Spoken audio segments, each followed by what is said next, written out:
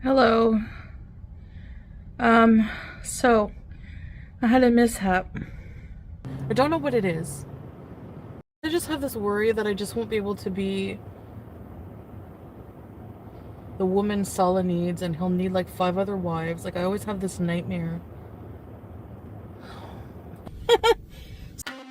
Why is there an eyelash in my cottage cheese? Fudge?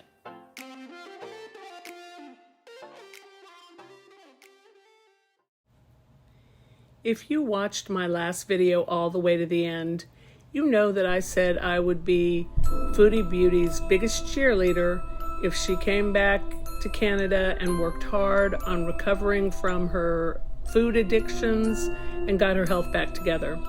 Well, I have put my pom-poms away because the reason that Chantal is back in Canada, in my opinion, has nothing to do with her health.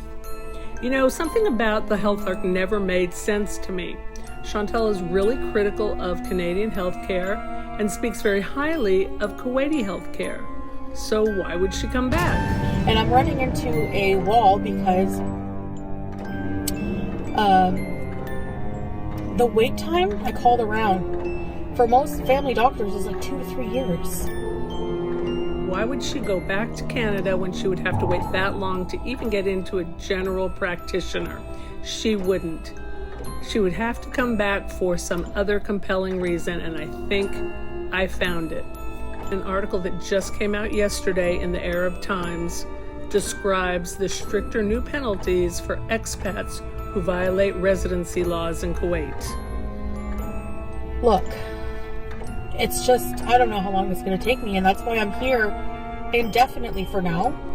The article describes the new residency law, which seeks to increase the penalty imposed on foreigners visiting Kuwait and remaining there in violation of residency. I keep my citizenship status and all that stuff private because I don't like to give any attention, any information to the internet. I'm trying to learn, you know. I've learned the hard way, but now I'm more wise. We know that when Chantal stumbles over her words like that, it's because she's lying. Which is not a surprise, considering this article says that there is a penalty now that includes imprisonment for a period of 1 year and a fine ranging between 1,000 and 2,000 KDs for violating this law. It also says that the duration of the visits has been extended to 3 months rather than 1. I thought it had been 3 the whole time. I'm sure in the coming days we'll find out more about the details of this law and the duration of visits, what they used to be, what they are now. So I'm just going to need to be here for a while. The article goes on to say the new law stipulates that expats that enter Kuwait with the intention of visiting may remain for a period not exceeding 3 months. So maybe they mean that there is a 1-month visiting visa that can be extended 2 more times, but that they must leave once that expires.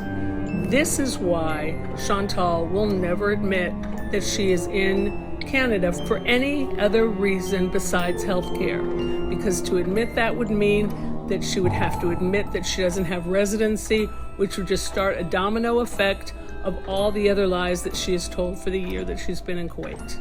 And yeah, so it doesn't mean I'm not going to ever see Salah. We can visit each other. The last part of this article is maybe the most interesting. A fine of 3,000 KD must be paid if an expat is working for a sponsor other than their own.